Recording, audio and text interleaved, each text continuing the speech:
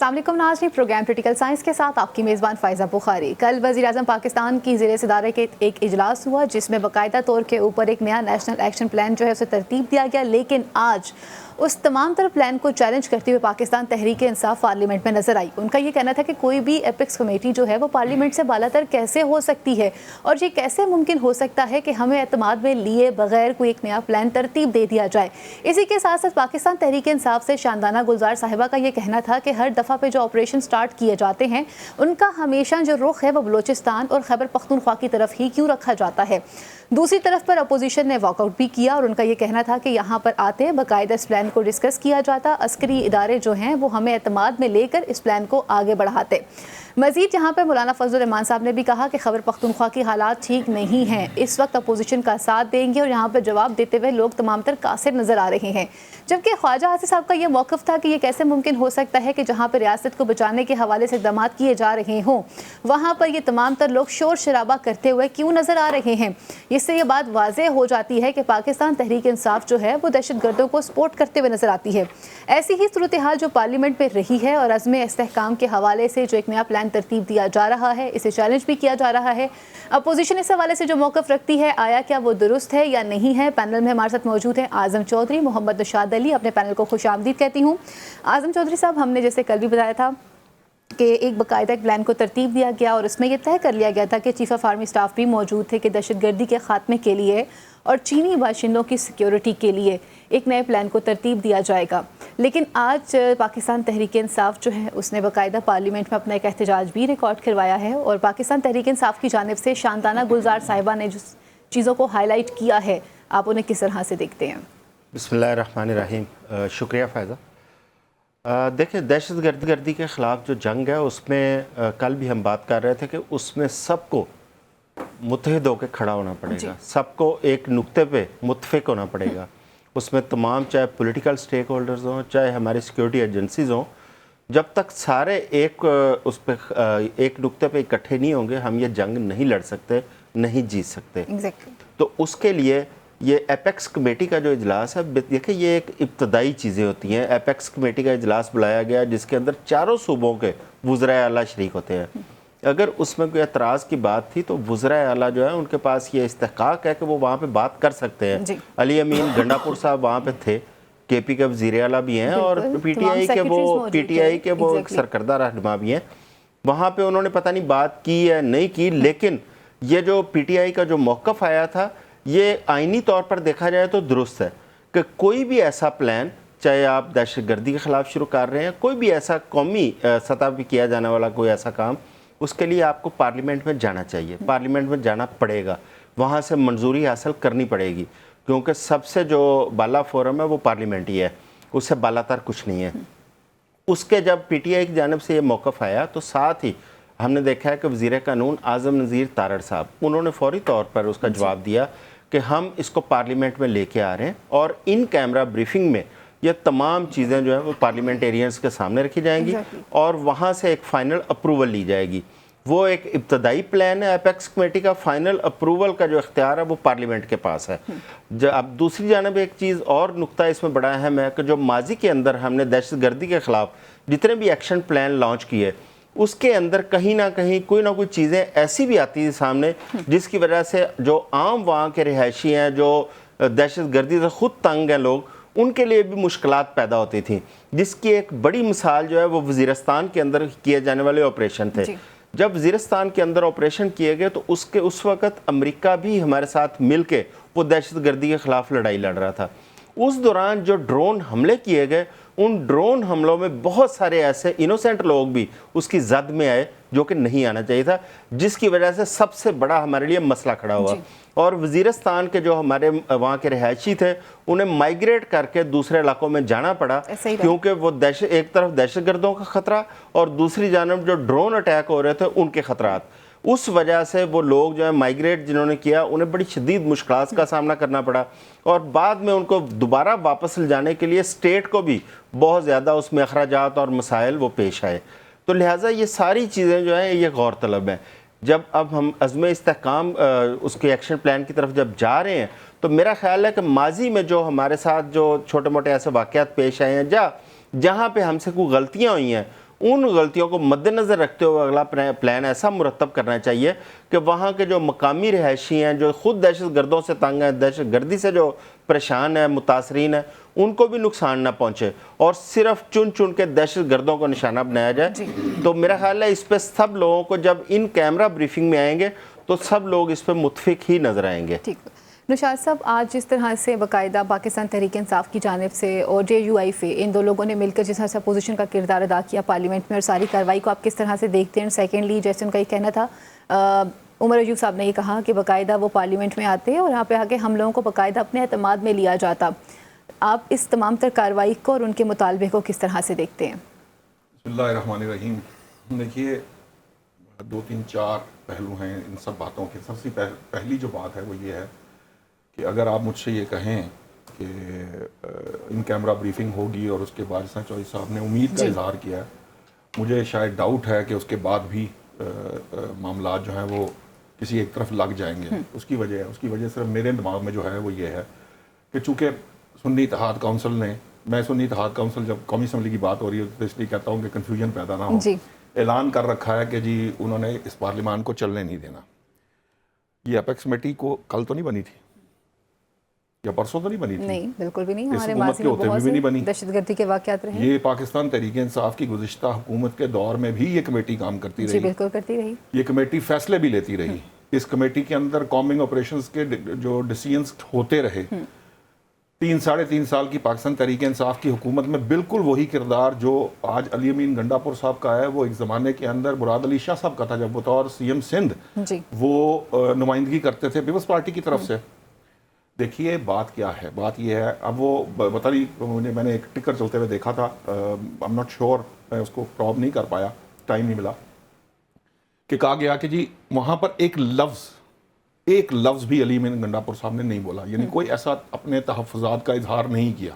जी, बात आज़म साहब की कह रहे थे। हाँ, सवाल मेरा ये है कि अगर उन्होंने तहफ़्फ़ुज़ का इजहार नहीं किया तो अब पाकिस्तान तहरीक इंसाफ या सुन्नी इत्तेहाद काउंसिल की तरफ से तहफ़्फ़ुज़ात सामने क्यों आ रहे हैं? एक बात। दूसरी बात ये कि क्या वो अपने CM के ऊपर जो उनका अपना बनाया हुआ CM उस पर अदम एतमाद का इजहार कर रहे हैं? इसका मतलब मुझे यही समझ में आता है कि वो अपने चीफ मिनिस्टर के ऊपर अदम एतमाद का इजहार कर रहे हैं जो वो वहाँ कर रहे हैं।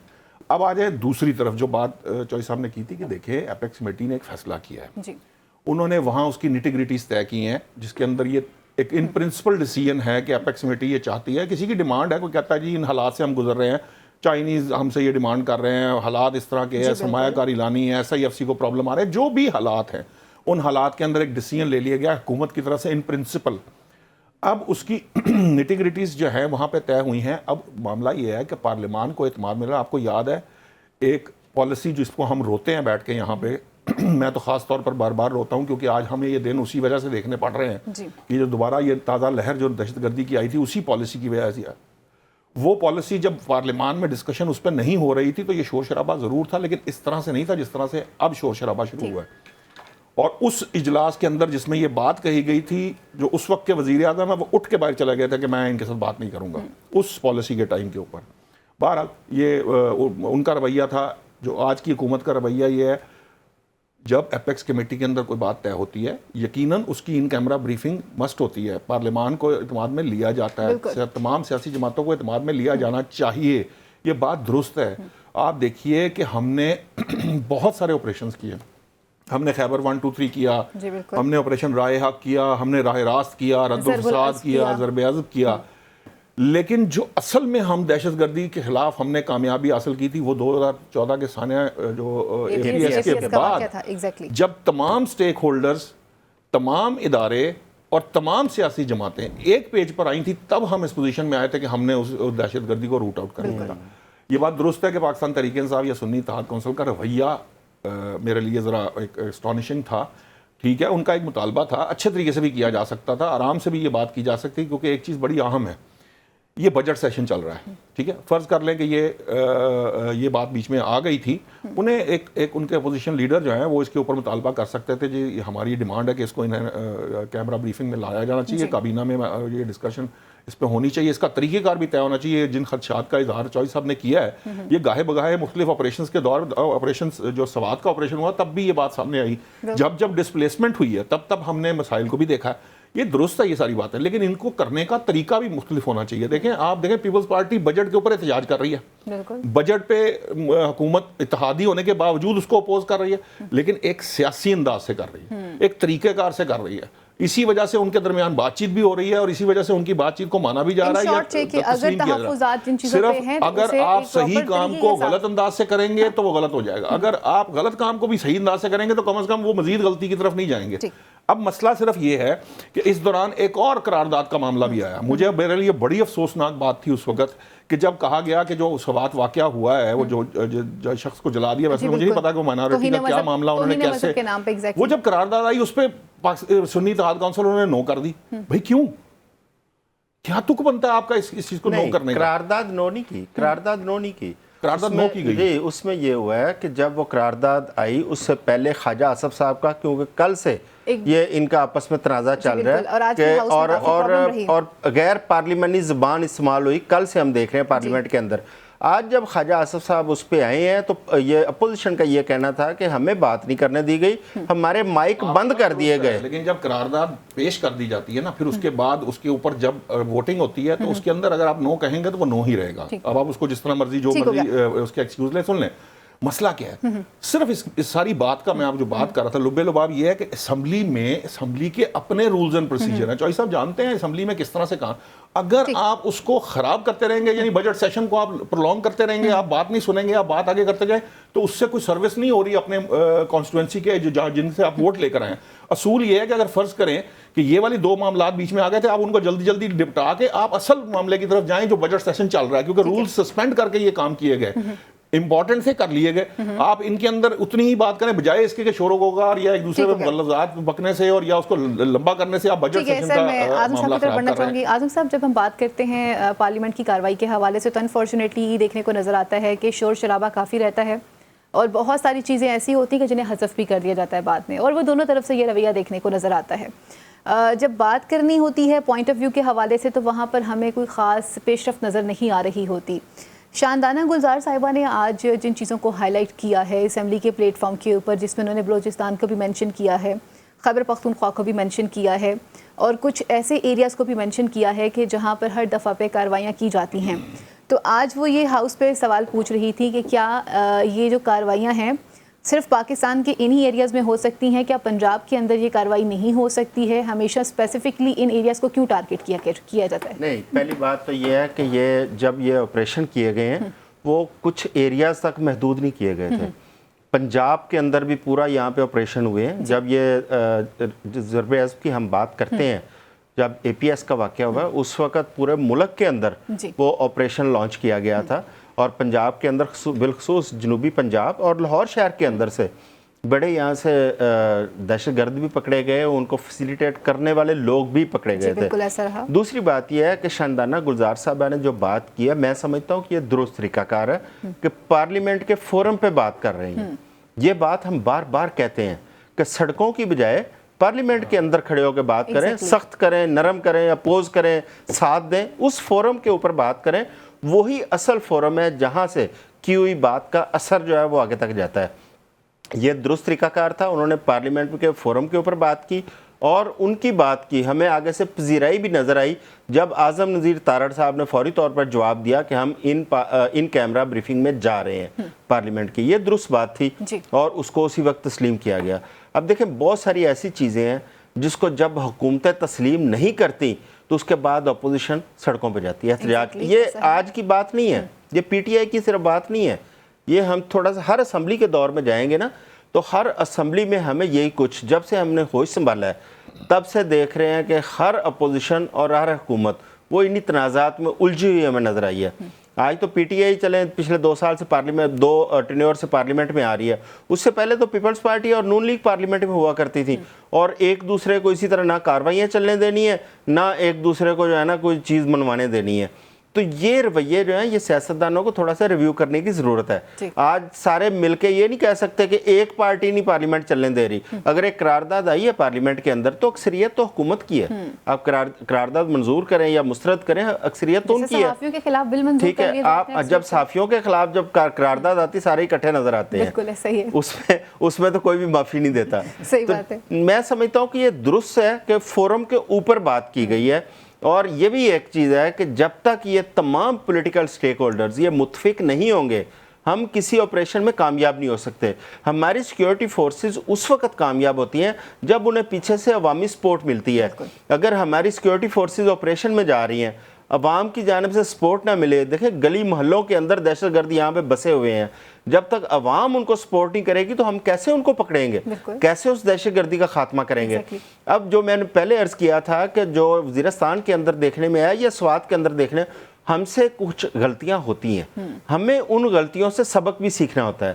اگر ہم نے ماضی کے اندر آپریشنز کے دوران کچھ ایسی غلطیاں ہوئی ہیں جن کے بغیر ہمارا گزارا ہو سکتا ہے, جن کے بغیر ہم کامیاب آپریشن کر سکتے ہیں, تو میرا خیال ہے کہ ان غلطیوں کو دہرانے کی بجائے ہمیں ان غلطیوں سے تھوڑا سا بچنا چاہیے اور ایسا آپریشن کرنا چاہیے کہ دہشت گردی کا ہمیشہ کے لیے ہم کلا کما کر سکیں, اور کم سے کم کولیٹرل ڈیمیج جس کے کم سے کم. اچھا نشاط صاحب, ہم لوگوں نے جیسے کل بھی ڈسکس کیا تھا اور اس سے پہلے خود گورنمنٹ کا یہ موقف تھا کہ SIFC کا جو اجلاس بھی یہاں پہ بلایا گیا, پھر ہم چاہتے ہیں کہ چائنیز بھی یہاں پہ سرمایہ کاری لے کر آئیں, خود پرائم منسٹر نے کامیاب دورہ بھی کیا. اس کے بعد جس طرح سے ہم سیکیورٹی کے پلانز کو ترتیب دے رہے ہیں, آپ انہیں کس طرح سے دیکھ رہے ہیں؟ سیکنڈلی آج ایک اپنا احتجاج جو ہے پاکستان تحریک انصاف نے یہ بھی ریکارڈ کروایا جس میں عمر ایوب صاحب یہ کہہ رہے تھے کہ جب ہماری بات کرنے کی ٹرن آئی تو ہمارے مائک کو بند کر دیا گیا اور اس لیے وہ واک آؤٹ کر کے وہاں سے وہ چلے بھی گئے. تو کیا جمہوریت کے اندر اتنا رائٹ نہیں ہوتا ہے کہ جہاں حکومت اپنا موقف پیش کر رہی ہو وہاں اپوزیشن کو بھی بولنے کا اتنا ہی رائٹ ہو؟ یہ اسی جس وقت کی آپ بات کر رہے ہیں اس کے قریب ہی ایک صاحب نے اٹھ کے جو ہمارے وفاقی وزیر قانون ہیں اعظم صاحب, وہ جو بول رہے تھے, یہ بتا رہے تھے کہ ہم ان کیمرہ بریفنگ کریں گے, اسی وقت ایک شخص نے یہ اٹھ کر پوائنٹ آؤٹ کیا تھا کہ جی ادھر سے اپوزیشن سے 26 لوگ بول چکے ہیں اور حکومت کی سائڈ سے ابھی صرف 17 لوگوں کو بات کرنے کا موقع دیا گیا. یہ وہیں پر انہوں نے پوائنٹ آؤٹ کیا تھا. غلط تھا یا صحیح تھا یہ وہ جانتے ہیں, مجھے نہیں پتا اس بات کا. اور وہاں پہ یہ آرگیومنٹ کیا جا رہا تھا کہ اپوزیشن شور شرابہ کرتی ہے اور جو اسپیکر صاحب ہیں وہ ان سے مروب ہو کے ان کو زیادہ فلور دے رہے ہیں, ہمیں کم دے رہے ہیں. یہ ایک وہاں کی کاروائی کی بات ہے. باقی رہی بات یہ چوئی صاحب نے بات کی ہے, بات بالکل درست ہے. یہ فورم ہی ہے, ہم بار بار اس بات پہ زور دیتے ہیں کہ پارلیمان ہی وہ فورم ہے جس پہ بات کی جائے, لیکن پارلیمان کے فورم پہ بات ٹھیک کرنی چاہیے. میں جو بات کہہ رہا تھا نا, انداز ٹھیک ہوگا, ٹائم کم ہوگا, کیونکہ آپ کے پاس ٹائم ہمیشہ کم رہتا ہے. وہاں پارلیمان میں جو کام کر رہے ہیں نا ان کو اپنی ذمہ داری کا احساس ہونا چاہیے, اس کو لوگوں کا وقت ضائع نہیں کرنا چاہیے. دوسری بات, میں حیران ہوں, مطلب ماشاءاللہ شاید نانا گلزار صاحبہ اپنے آپ کو سیاستدان بھی کہتی ہیں, وہ جو بھی ان کے ایک سیاسی جماعت کے ساتھ وہ ہیں, انہیں بھول گیا کہ یہاں ایک پنجابی طالبان بھی کہا کرتے تھے کسی کو, اور یہاں سے پنجابی طالبان کو روٹ آؤٹ کیا گیا پنجاب کے اندر سے. تیسری بات یہ ہے کہ کسی کو, میں حیران اس بات پہ بھی ہوں کہ اگر کسی کو یہ بات سمجھ نہیں آئی کہ یہ جو آپریشن عزم استحکام ہے, یہ کس نے ان کو یہ بات کہی ہے کہ یہ KPK اور بلوچستان میں ہوگا؟ کیا اس کی کسی اعلامیے میں کسی جگہ پہ کہیں کوئی ایسی بات کہی گئی ہے؟ ایسی تو کوئی بات کہیں نہیں کہی گئی. تو اگر فرض کیجئے کہ کسی دہشت گرد کا کوئی سہولت کار یا دہشت گرد پنجاب میں ہوگا یا سندھ میں ہوگا, تو کیا اس کو اس لیے چھوڑ دیا جائے گا کہ وہ پنجابی ہے یا سندھی ہے؟ یہ تعصب نہیں پھیلانا چاہیے, یہ تعصب غلط ہے. ہاں, KPK اور بلوچستان میں کیوں زیادہ آپریشن ہو رہے ہیں, یہ اس آپریشن کو آپ مائنس کر دیجئے.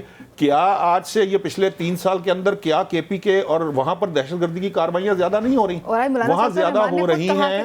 اس الیکشن کے اندر یہ مولانا صاحب اس کا آپریشن کی جو آپ کہہ رہی تھی JUI جو ہے وہ اس کی مخالفت میں اگر پاکستان تحریک انصاف کے ساتھ ہے تو وہی پٹتے روتے جاتے تھے, کبھی افغانستان اور کبھی کہہ رہے تھے مولانا فضل الرحمان کہ جی مجھے تو وہ کرنے نہیں دی جا رہی الیکشن کمپین, انہی کی طرف سے دہشت گردوں کی طرف سے مجھے تھریٹس آ رہے ہیں. بات یہ ہے اصل میں دیکھیں وہ علاقہ ذرا زیادہ افیکٹڈ ہے, ٹھیک ہے, ایسی بات نہیں ہے وہ پاکستان کا حصہ نہیں ہے یا وہ کوئی وہاں پہ کوئی صوبے کے ساتھ کوئی کسی کی وہ ہے, جیسے کہہ لیجئے کہ کوئی علیحدہ سے سنگل آؤٹ کر رہا ہے کوئی صوبہ, اس صوبے میں دہشت گردی ہے, اس کی بھی وجوہات ہیں, اس کی افغانستان سے سرحد ملتی ہے. اگر فرض کریں افغانستان کی سرحد پنجاب سے مل رہی ہوتی ہے, کہ پی کے کا نام پنجاب ہوتا تو پنجاب کے اندر یہ معاملات اس طرح سے ہو رہا ہوتا ہے. اس لیے میں نہیں سمجھتا کہ اس طرح کی گفتگو کرنی چاہیے, اس کو تعصب نہیں دینا چاہیے, یہ جو صوبائی تعصب ہوتا ہے اس طرف نہیں لے کے جانا چاہیے, یہ آپ ڈائیورٹ کرتے ہیں. میں یہی تو کہہ رہا ہوں کہ آپ اس آپریشن, یہ دیکھیں نا ڈیمانڈ کی پاکستان طریقے, کیوں جی چوئی صاحب پاکستان طریقے صاحب نے کہا نا پارلیمان میں لائیں, بات سمجھ میں آئی, وہ انہوں نے کہا ہاں جی ہم لے کے آئیں. آپ یہ کام کریں, جو کرنے والا ہے کام وہ کریں, اس کو یہ جو اینگلنگ ہے, یہ جو ادھر لے جانا ہے, یہ جو کانفلکٹ بنانا ہے,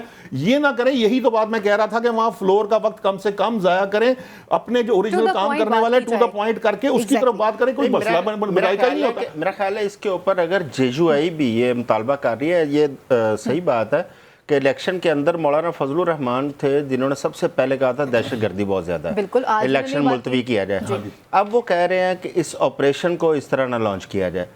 اس میں کچھ نہ کچھ ایسے تحفظات پائے جاتے ہیں جو میرا خیال ہے دور کرنے چاہیے, چاہے مولانا فضل الرحمان ہو, چاہے اس میں زید بکر کوئی سیاسی پارٹی ہے یا سیاسی رہنما ہے.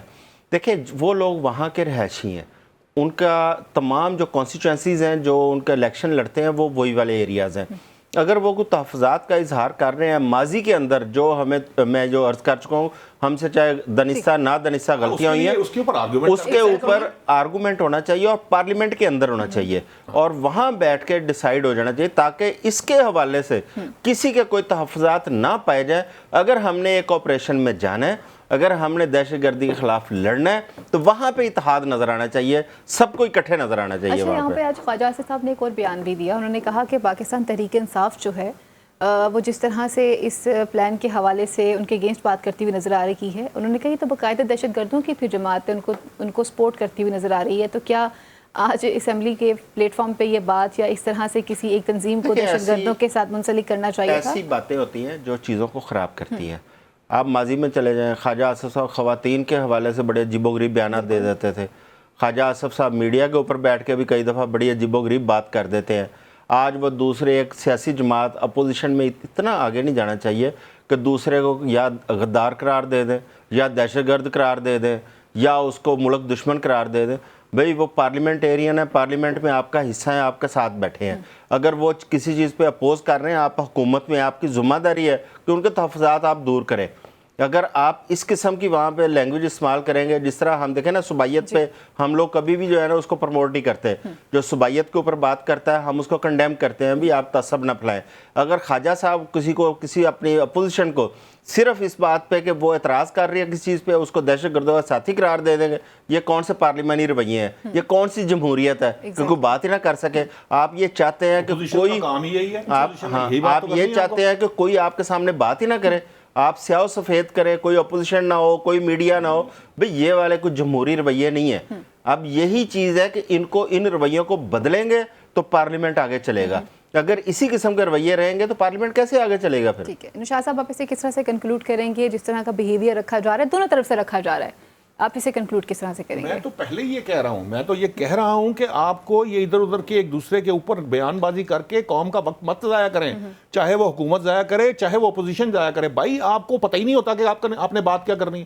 آپ اتنے وہ تیاری کر کے وہاں بیٹھنے کا, آپ کا تو اصولی طور میں آپ کا کام کیا ہے؟ آپ کا کام یہ ہے کہ آپ نے جس موضوع پہ بات کرنی ہے, جس کسی کو بھی فلور ملتا ہے وہ اس کے اوپر آبجیکٹو بات کرے, وہ وہاں پہ جو طریقے سے جو ٹو دا پوائنٹ بات کر کے حکومت سے جواب دہی طلب کرے. حکومت جو ہے وہ کوئی بات کرنا چاہتی ہے, اپوزیشن کو جواب دے اور معاملات کو آگے بڑھائیں. یہ اصل میں یہ ڈائیورجن ہی ہے کہ ادھر ادھر کی گفتگو کر کے وہ سیشن جو ہے وہ آؤٹ ہوتا جا رہا ہے. کسی کو احساس ہی نہیں ہے کہ یہ کتنا پیسہ لگتا ہے اس سیشن کے اوپر, اور یہ جو بجٹ سیشن ہے اس کے اندر کتنے معاملات ہیں جو انڈر ڈسکشن ہونے چاہیے, جو ایک جو کہتے ہیں نا فگر کے اوپر بات ہونی چاہیے, وہ ہونے کے بجائے آپ ادھر ادھر کی گفتگو کرتے رہیں گے. نتیجہ یہ ہوگا کہ اس کا سیشن کا ٹائم گزر جائے گا اور پھر بعد میں کہتے رہیں گے کہ جناب یہ نہیں ہو سکا, وہ نہیں ہوتا.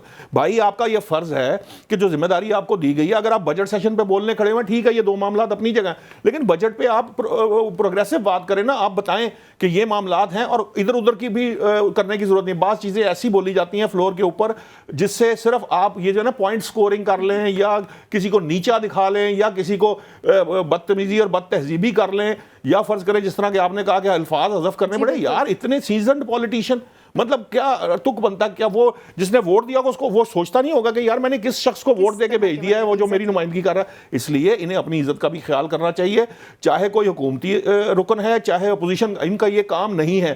ہم نے آپ کو وہاں پر ایک دوسرے پہ آوازیں کسنے کے لیے نہیں بھیجا, نہ ہم نے وہاں پہ آپ کو اس لیے بھیجا ہے بھائی اس پارلیمان کے اندر کہ آپ اپنی جو ہے وہ کلگی آپ کی زیادہ بڑی اونچی ہو جائے گی اور آپ جو ہے وہ 2 لفظ کسی کو کہہ دیں گے, آپ نے پوائنٹ سکور کر دیا یا اس نے پوائنٹ سکور دیا. آپ کو بھیجا ہے, ہمارے مسائل بہت ہیں بھائی, اس عوام کی حالت تو دیکھیں.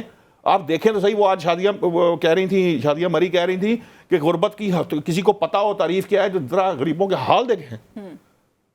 آج آصفہ بھٹو کی اسپیچ سر ہم بجٹ ایگزیکٹلی کے ہم اس پہ اوپر بات بھی کریں گے, لیکن اگر ہم بات کریں ملکی سالمیت کے حوالے سے تو جناب یہ ایک ایسا پوائنٹ آف ویو ہے کہ جہاں پر ہم سب کو متفق ہونا چاہیے, بجائے اس کے کہ ہمارے ہاؤس کے اوپر ہمارے تمام تر پلیٹ فارمز کے اوپر جس طرح کی ڈیبیٹ کی جا رہی ہے, کیا یہ ڈیبیٹ اس طرح سے ہونی چاہیے؟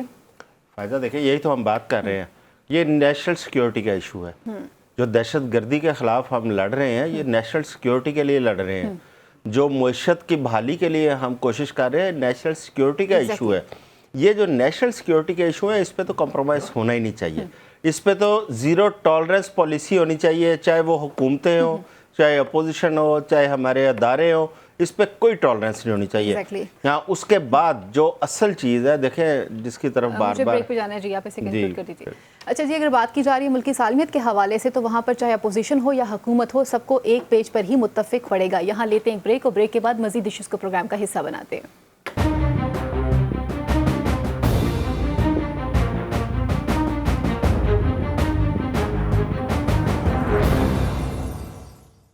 جی ویلکم بیک ناظرین. اب کچھ بات کرتے ہیں پاکستان پیپلز پارٹی کے تمام تر مطالبات کے حوالے سے جنہیں حکومت نے تسلیم کر لیا ہے, اور رانا ثناءاللہ صاحب کا یہ کہنا ہے کہ وہ تمام تر مطالبات جائز تھے اس لیے انہیں مانا گیا ہے.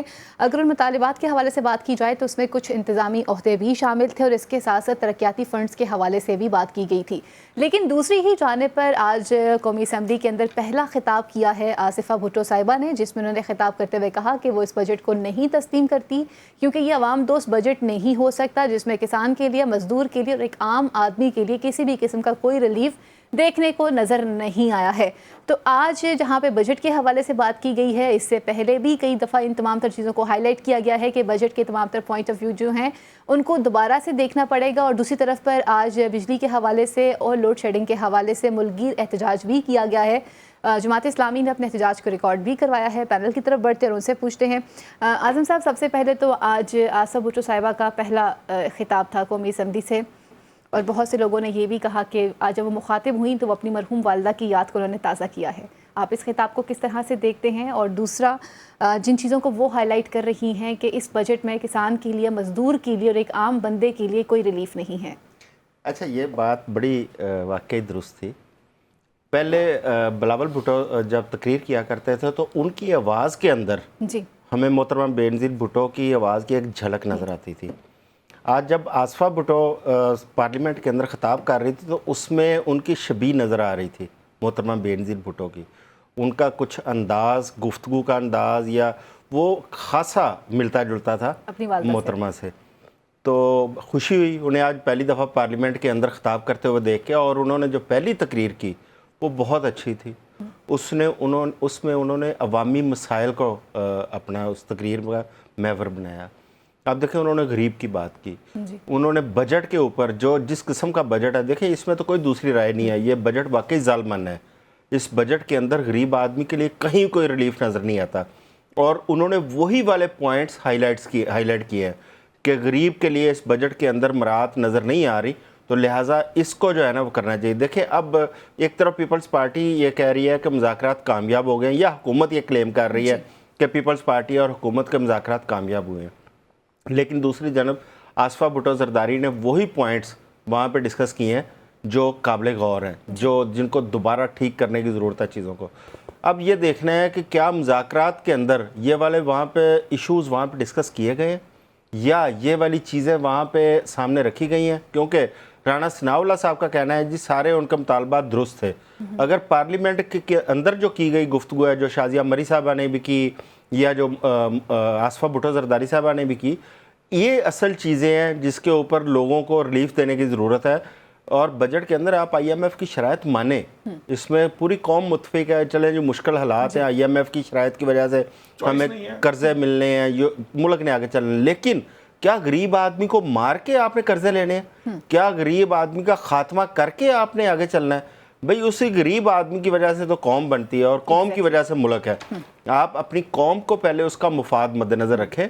آپ ایک چیز ایم کیو ایم کی جانب سے آ جائیے سامنے, خالد مقبول صدیقی صاحب نے بات کی ہے جی وہ جو ٹیکس سلاٹ کے اوپر غالباً جی نہیں مصطفیٰ کمال صاحب ایم کیو ایم کے کسی رہنما نے بہرحال انہوں نے بات کی, انہوں نے سجیسٹ کیا کہ آپ جو ٹیکس فری سلاٹ ہے وہ سالانہ 12 لاکھ روپے رکھیں.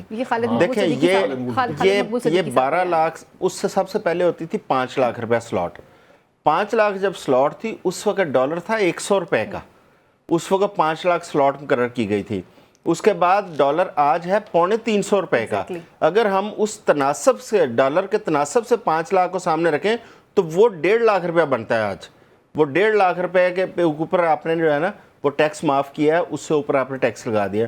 بھئی 12 لاکھ اس وقت منیمم اماؤنٹ ہے. 1 لاکھ روپے مہینے میں تمام پارلیمنٹیرین سے یہ درخواست کرتا ہوں کہ آپ 1 لاکھ میں کسی گھر کا بجٹ بنا کے دے دیں.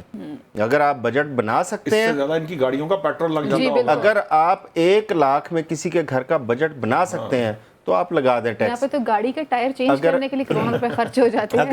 اگر آپ نہیں بنا سکتے وہ تو کم از کم 1 لاکھ تک آپ چھوٹ دیں. 12 لاکھ روپے سالانہ کے اوپر آپ چھوٹ دیں, اس پہ اوپر آپ ٹیکس لگائیں اور ٹیکس کی ریشو اتنی رکھیں کہ لوگ ادا کر سکیں. یہ نہ ہو کہ جو آلریڈی ٹیکس دے رہے ہیں ان کو آپ مزید دباؤ ان پہ ڈالتے چلے جائیں. بھئی ان کو جان سے نہیں مارنا, ان سے آپ نے وہ کمائیں گے تو اسٹیٹ کو ٹیکس دیں گے. آپ اس طرف توجہ دیں جہاں پہ زیادہ ضرورت ہے. آج ایم کیو ایم نے یہ وہ کیا ہے اس پہ بات کاشتکاروں کے اوپر, کاشتکاروں پر نہیں بلکہ ذمہ داروں کے اوپر, جو بڑے ذمہ دار ہیں. بھئی آپ ان سے ٹیکس لیں, وہ آپ کے ساتھ بیٹھے ہیں, پارلیمنٹ کے اندر بیٹھے ہیں, وہاں پہ ان کے ساتھ کریں گفتگو, ان سے لیں ٹیکس. اور وہ جو منڈیوں کے اندر وہ جو تاجر بیٹھا ہے جس سے آپ انڈر ہینڈ ڈونیشن لیتے ہیں تمام پولیٹیشینز اپنے الیکشن کے دوران, وہ جو پرچی کے اوپر کام کرتا ہے آپ اس سے ٹیکس لیں. جو نان ڈاکومنٹڈ اکانومی پہ بیٹھا ہے, آپ تنخواہ دار طبقے کو پیس رہے ہیں, آپ امپورٹر ایکسپورٹر کو مزید پیس رہے ہیں, آپ جو چھوٹا جو دکاندار ہے جو آپ کو ٹیکس آلریڈی دے رہا ہے آپ اس کو رگڑا لگا رہے ہیں. بھئی اس پہ رحم کھائیں. جہاں سے ٹیکس نہیں مل رہا آپ وہاں سے ٹیکس لیں, اور جو لوگ بالکل اچھے بچے کی طرح آپ کو ٹیکس دے رہے ہیں تو انہیں اچھے بچے ہی رہنے دیں, انہیں خراب نہ کریں. آپ اچھے بچے رہنے کی بات کر رہے ہیں, وہ جناب اچھے بچے کیسے رہ سکتے ہیں؟ یہاں پہ تو اچھے بچے پریشان ہو گئے ہیں. وہ کہہ رہے ہیں کہ آپ نے تو ہمیں ایک نئی الجھن میں ڈال دیا, فائلر نان فائلر. اور آج میں ایک رپورٹ چیک کر رہی تھی کہ پاکستانی جو ہیں وہ بڑی بھاری تعداد کے اندر اب پاکستان چھوڑنا شروع ہو چکے ہوئے ہیں. اور اس سے پہلے شاہد حقان عباسی صاحب نے بھی بہت پہلے ایک پریس کانفرنس کی تھی, انہوں نے تب بھی اس بات پہ باقاعدہ ایک الارمنگ سچویشن بتایا تھا کہ یہ کافی خطرناک بات ہو جائے گی اگر ہمارا ٹیلنٹ یہاں سے چلا جائے گا تو پاکستان کیسے چلے گا. جناب آج کی اسمبلی کی کارروائی کو کیسے دیکھتے ہیں, اور بالخصوص جو پہلا خطاب کیا ہے آصفہ صاحبہ نے, آپ اسے کیسے دیکھ رہے ہیں؟ یہ پہلے میں ذرا چھوٹی سی بات یہ آپ کے حوالے کر دوں, یہ باہر وہ جا سکتے ہیں جو جا سکتے ہیں, اور بھائی جو نہیں جا سکتے وہ کہاں جا کے سر ماریں. صحیح بات ہے. ان کا کون والی وارث ہے؟ ان کے لیے یہ ہماری نمائندہ جو ہے یہ پارلیمان ہے, وہاں ہم ان سے یہ بات کرتے ہیں. یقیناً آصفہ بھٹو صاحبہ نے جو پہلا خطاب کیا ہے نو ڈاؤٹ انداز گفتگو بے نظیر تھا, یہ بات درست ہے. میں بھی مطلب یہ جس وقت میں نے سنا تو مجھے بھی یہی امپریشن اس سے مل رہا تھا. ان کا تقریر کرنے کا انداز اور اسلوب اچھا تھا. چند باتیں ایسی ہیں جن کی طرف توجہ دلائی جانی چاہیے تھی. انہوں نے یہ ضرور یہ بات درست کہی کہ یہ عوام دوست بجٹ نہیں, عوام دوست بجٹ بنایا ہی نہیں جا سکتا, ممکن نہیں ہے ان معاشی حالات کے اندر. پیپلز پارٹی بھی چاہے تو نہیں بنا سکتی, پیپلز پارٹی بھی شاید اس کے ارد گرد کا کوئی بجٹ بناتی جو, یا کوئی اور جماعت بھی اس کے قریب قریب کوئی بجٹ بناتی. فرق ہو سکتا ہے 19-20 کا, لیکن 19-20 کا ہوتا, 14-20 کا فرق نہ ہوتا. ایک بات. دوسری بات یہ ہے, ہاں مجھے خوشی ہوتی اگر وہ اپنی تقریر کے اندر اس اشرافیہ کی سبسڈی کی بات کرتی جو وہ جلسوں میں کیا کرتی تھیں. ٹھیک ہے, آج اور ان کے بھائی بھی کیا کرتے تھے. ہاں ان کے بھائی بھی کیا کرتے, وہ اس اشرافیہ کی سبسڈی کی بات کرتی, اس کو ختم کرنے کے اوپر آرگیومنٹ کرتی. مجھے خوشی ہوتی, جو میں نے جس طرح کل آپ سے کہا تھا کہ ایف بی آر نے جو ٹیکس چوری کا جو فگر بتایا ہوا ہے, اگر وہ فگر سن کے تو اگر کسی کو کوئی الہام نہیں ہوتا تو میرے لیے تو بڑی حیران کن بات ہے کہ ہزاروں ارب کی چوری جو ہے وہ اس ملک کے اندر ٹیکس کی ہو رہی ہو اور اس کی طرف توجہ نہ دی جائے. سو میری ذاتی رائے یہ ہے کہ میں پھر بار بار یہ کہتا ہوں کہ یہ جو چودھری صاحب نے جو یہ بات کہی ہے نا 1 لاکھ کی یا 2 لاکھ کی, یقین کیجئے کہ اگر ایمانداری سے آپ مجھ سے پوچھیں اس ملک کے اندر 3 لاکھ کمانے والا بھی خوش نہیں ہے.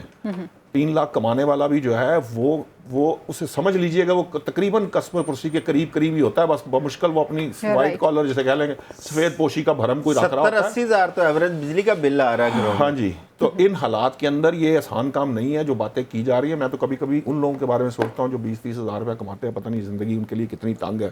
اللہ تعالیٰ ان کی زندگی کے لیے کوئی آسانی پیدا کرے. ہمارے پروگرام کو ویسے یہ اعزاز حاصل ہے کہ ہم نے 4-5 ایشوز یہاں اٹھائے, چاہے وہ کسانوں کا معاملہ تھا, چاہے وہ گندم کا امپورٹ کا معاملہ تھا, چاہے کچھ بھی ہے, لیکن وہ ایڈریس ہوئے سولر کا معاملہ, آئی پی پیز کا معاملہ, اور یہ پھر ابھی یہ جو ہم ٹیکس کی بات کر رہے ہیں شاید کسی کے کانوں میں یہ بات بھی پڑ جائے کہ یار آپ یہ بات سمجھیں, میری جیب سے ایک پیسہ نکل رہا ہے, مجھے سب سے پہلے اس کو سیکیور کرنا ہے. پھر مجھے آپ کی بات کرنی ہے کہ جناب آپ نے کوئی پیسے دینے تھے میرے ادھر سے نکلی جا رہا ہے, میں آپ سے لے بھی جاؤں گا تو یہ نکلی جائے گا بھائی.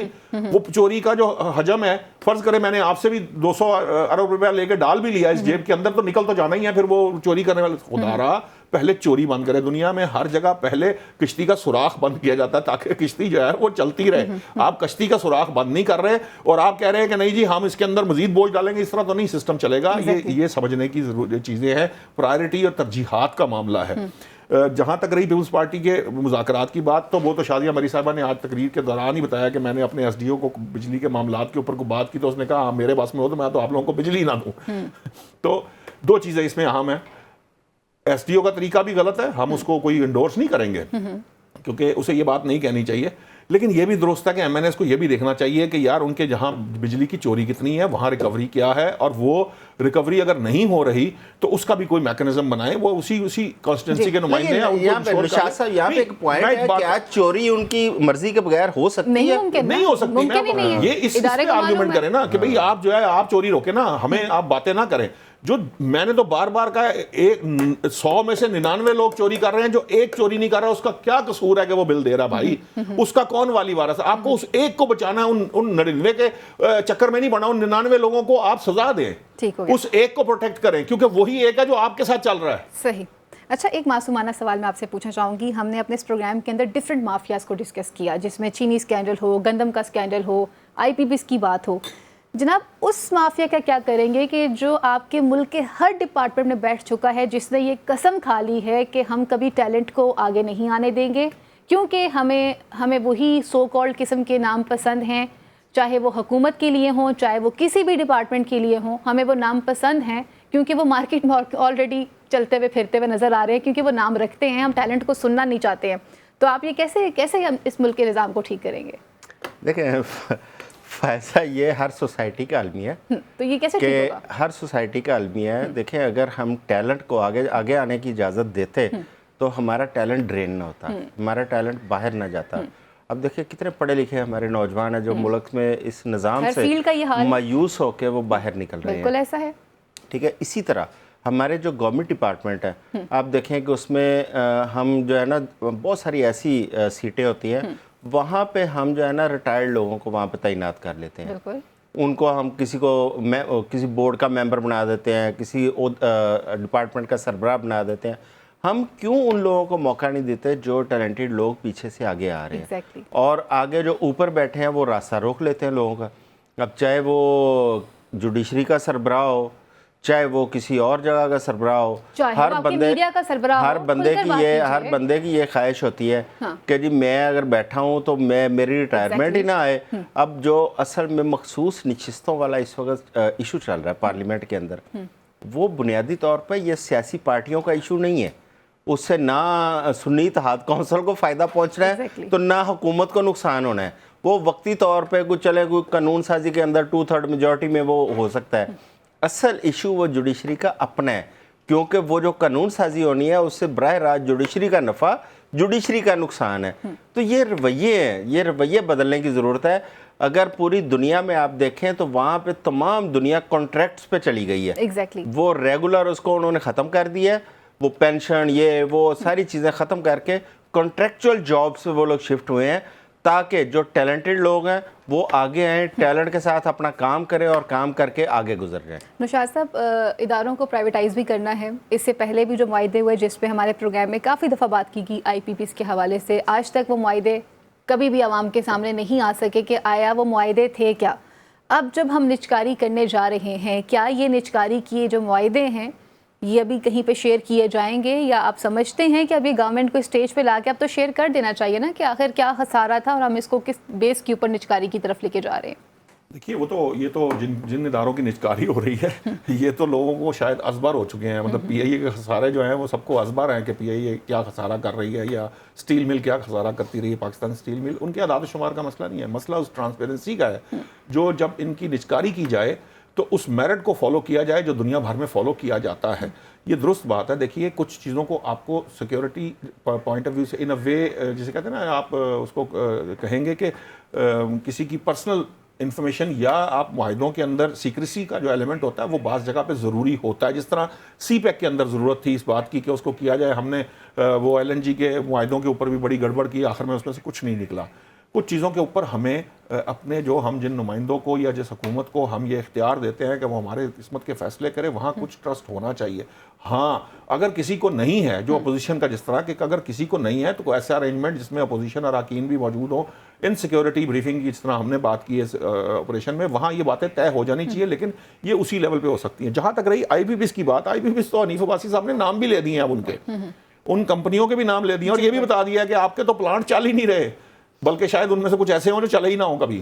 تو ہزاروں ارب روپیہ لے جا چکے ہیں. تو خدارا آپ کم از کم جنہوں نے یہ اپنے جو ہمارے یہاں کے, چلو فورن کو, ہم فورنر جن کے ساتھ ہم نے کوئی اگریمنٹ کیا, اگر اس کو ہم نہیں فوری طور پہ بھی چھیڑ سکتے کہ اس سے ملک کے اوپر مختلف طرح کی وہ انگلیاں اٹھیں گی, تو جو مقامی ہیں آپ ان سے تو ریکویسٹ کر سکتے ہیں کہ جناب آپ نے تو 80 ارب کی انویسٹمنٹ بھی نہیں کی تھی, اب آپ کو جو ہے وہ 800 ارب آ چکا ہے, خدا کا واسطہ آپ معافی دے دیں, ہمیں غلطی ہو گئی, ہم سے ہاتھ جوڑ کے معافی مانگ لیں. نہیں تو مجھے کہہ دیں, میں جا کے معافی مانگ لیتا ہوں. ہم قوم معافی بطور قوم معافی مانگ لیتے ہیں ان سے, اور ان سے ریکویسٹ کر لیتے ہیں کہ جناب اپنے پیٹ چھوٹے کر لیں, کوئی بات نہیں, کچھ عرصہ نہیں بھی کھائیں گے کمائیں گے, یہیں سے کمایا کھایا یہیں بنایا ہے, کچھ عرصے کے لیے اگر نہیں بھی کھائیں گے تو کوئی فرق نہیں پڑے گا. اتنی بڑی امپائر ان کو پتہ نہیں ہے, نہیں بھی لوٹیں گے تو گزارا ہو جائے گا. چلیں آپ ٹھیک بات ہے, کہنا تو الفاظ جیسے چوئی صاحب کے بالکل ٹھیک ہے, چلو نہیں لوٹیں گے گزارا چل جائے گا.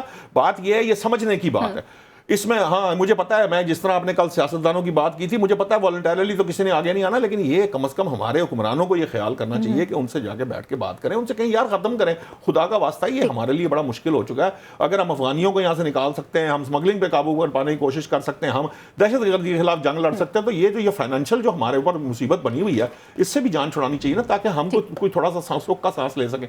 اعظم صاحب, ایم کیو ایم نے بھی ایک مطالبہ کیا, انہوں نے کہا جس کی تنخواہ 12 لاکھ سے کم ہے اس پہ بھی ٹیکس کیوں لگایا جا رہا ہے, کیونکہ ٹیکس تو ایک ایسی چیز ہے کہ جو آپ بھی پے کر رہے ہیں, میں بھی پے کر رہی ہوں, ہم سب نے پے کرنا ہے وہ ٹیکس.